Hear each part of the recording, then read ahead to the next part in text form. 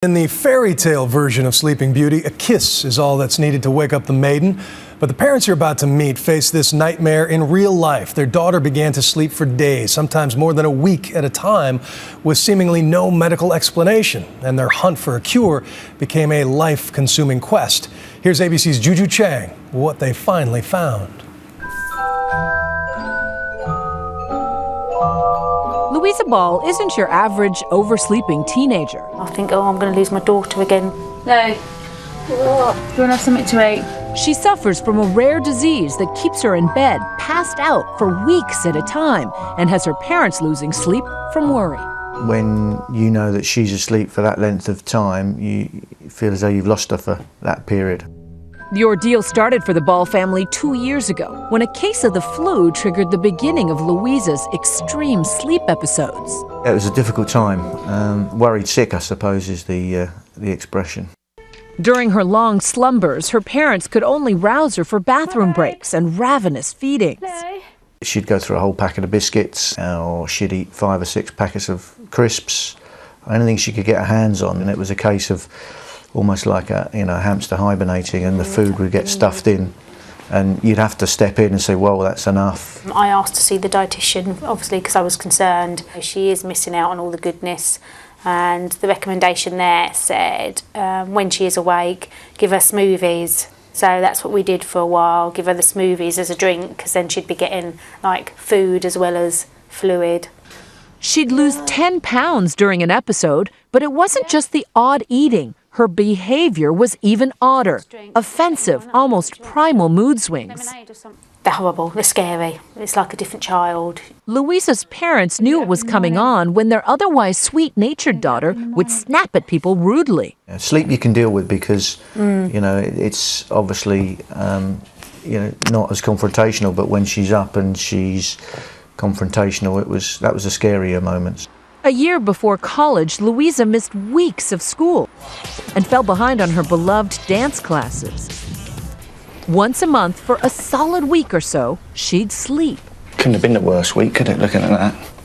Did you miss your school assignments? Yeah, I missed my end of school exams. I've missed family, holidays, birthdays. At first, the doctors were as baffled as her parents. Everything goes through your mind, and you wonder whether or not she has taken a drug, or to see all the various medical professionals and not get any answers, because you go to a doctor's and you think someone's going to have the answer, but to go the 6 months that we did without anybody telling us what it was pretty frustrated. And then a breakthrough. We got referred eventually to a consultant in London. I always refer to it as the champagne and hangover moment, because we went in there and the good news was that I think I know what's wrong with your daughter. And then the bad news is, but we know there's no cure. As Louisa's story began to unfold in the media, headlines called her Sleeping Beauty. So we all know the fairy tale, right? Beautiful princess, evil witch, a spinning wheel. A poisonous splinter sends the beautiful princess into a 100-year slumber. But hark, a handsome prince.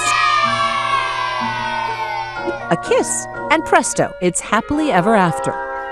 Only it didn't seem like there would be a happily ever after this time.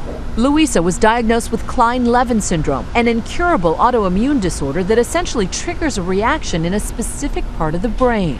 Well, the hypothalamus and the thalamus are very important for sleep control, as well as eating, maybe temperature regulation, and irritability. KLS more often affects males and usually hits at adolescence with a virus. It seems to bring on the long hibernation, the aggressive moodiness. Can become very aggressive. They can hit, punch, scratch, where they normally would not do this, especially if somebody wakes them up from a sleeping period. Louisa would swear at her mother. It's something she would never do in her normal state. Right. And that's typical of the disorder. For now, mood stabilizers like lithium and hormone therapies may help around the edges, but it doesn't ward off the sleep. When you wake up, Louisa, from one of these episodes, does it seem credible to you that you've been asleep for 10 days? I'm always confused to what day it is, because obviously I don't know how long I've slept for. Then when I realise, I'm like, wow, that's a long time. What do you feel like? refreshed. Her long slumbers are less frequent now. She recently went 5 months without one, and experts say most KLS sufferers can outgrow it after 10 to 12 years. That's a good toned tummy. And what is the fairy tale that she falls asleep? Somebody cast a spell on her, right? Mm-hmm. So maybe somebody cast a spell, and then, but there's a handsome prince involved. Yeah, right. Is waiting for that handsome prince. Is there a handsome prince in your life? So do you feel like a fairy tale come to life? Despite the lack of a handsome prince, Luisa is not waiting around for a magical kiss. Her family donates money to the KLS Foundation in California in hopes of finding their own magic potion to ward off the dark fairy tale for good. I'm Juju Chang for Nightline in Worthing, England.